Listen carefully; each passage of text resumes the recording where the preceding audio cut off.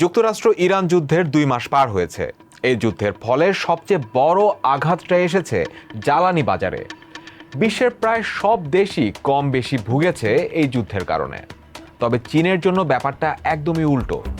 মধ্যপ্রাচ্যের সংঘাতের ফলে দেশটির আয় বেড়েছে বিলিয়ন বিলিয়ন ডলার। কিন্তু কিভাবে? চলুন জানি আজকের স্টার এক্সপ্লেইনসে। ইরানের সঙ্গে যুক্তরাষ্ট্রের আলোচনার মাঝেই গত 28 ফেব্রুয়ারি হঠাৎ ইরানে বিমান হামলা শুরু করে ইসরায়েল ও যুক্তরাষ্ট্র। ফলে বিশ্ব জ্বালানির সবচেয়ে গুরুত্বপূর্ণ সমুদ্র পথ হরমুজ প্রণালী বন্ধ করে দেয় ইরান। শুরু হয় বিশ্বজুড়ে জ্বালানি সংকট।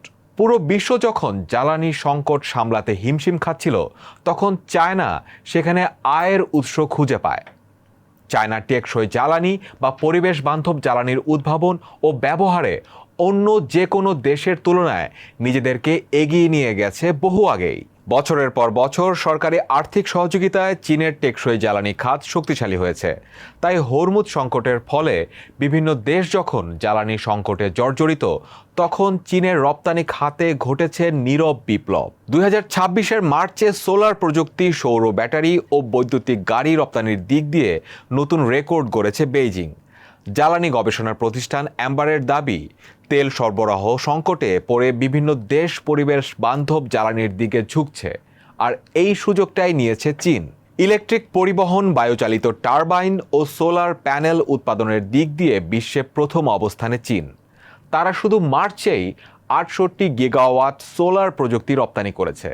এর আগের সর্বোচ্চ রেকর্ডের তুলনায় এটি 50% বেশি। অপরদিকে চীনের কাছ থেকে সোলার প্রযুক্তি আমদানিও অভাবনীয় হারে বাড়িয়েছে অনেক দেশ। চীনের এই নতুন প্রযুক্তি আমদানিতে নতুন রেকর্ড গড়েছে 50টি দেশ। চায়না থেকে এইসব পণ্য বেশি কিনেছে এশিয়া ও আফ্রিকার উন্নয়নশীল দেশগুলো। চীনের শুল্ক বিভাগ বলছে, গত বছরের মার্চের তুলনায় এবছর চীন সোলার প্যানেল, ব্যাটারি ও বৈদ্যুতিক গাড়ির রপ্তানি 70% বাড়াতে সক্ষম হয়েছে। মার্চে ব্যাটারি রপ্তানি থেকে চীন $10 বিলিয়ন আয় করেছে। এক্ষেত্রে ইউরোপীয় ইউনিয়ন, অস্ট্রেলিয়া ও ভারতের বাজারে সবচেয়ে ভালো আয় করেছে এই মহাপ্রাচীরের দেশটি। চীনের বৈদ্যুতিক ও হাইব্রিড গাড়ির রপ্তানি আগের সব রেকর্ডকে ভেঙেছে। চীনের যাত্রীবাহী গাড়ি মালিকদের সংগঠন জানিয়েছে, 2025-এর মার্চের তুলনায় এবছরের মার্চে 140% বেড়েছে এই রপ্তানি। অ্যাম্বারের জ্যেষ্ঠ বিশ্লেষক ইউয়ান গ্রাহাম বলেন, জীবাশ্ম জ্বালানির ওপর অতিমাত্রায় নির্ভরশীলতা ও হঠাৎ করে সরবরাহ বন্ধের কারণে সৌর প্রযুক্তির জনপ্রিয়তা বাড়াতে কাজ করেছে। অনেকে বলছেন, ইরান সংকট দিন শেষে বিশ্ববাসীর উপকারী করেছে। অনেকটা বাধ্য হয়েই অপেক্ষাকৃত দামি টেকসই জ্বালানির দিকে ঝুঁকছে ধনী গরিব দেশগুলো। ইরান যুদ্ধ আপাতত বন্ধ থাকলেও সহসায় মিটবে না আঞ্চলিক সংঘাত, এমনটাই ভাবছে তেল গ্যাস নির্ভর দেশগুলো। যুক্তরাষ্ট্র ও ইরান উভয়ই পারস্য উপসাগরে বিভিন্ন দেশের বাণিজ্যিক জাহাজগুলোকে আটক করেছে। বন্ধু হিসেবে বিবেচিত দেশগুলো এক্ষেত্রে তেমন উপকারে আসেনি।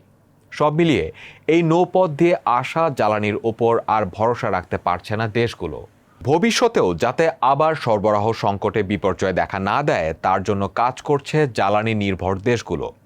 তাদের চিন্তাধারায় বড় পরিবর্তন এসেছে। উদাহরণ হিসেবে পাকিস্তানকে দেখা যেতে পারে। কয়েক বছর আগে থেকে নাটকীয়ভাবে চীনের কাছ থেকে সোলার প্যানেল আমদানি বাড়াতে শুরু করে ইসলামাবাদ।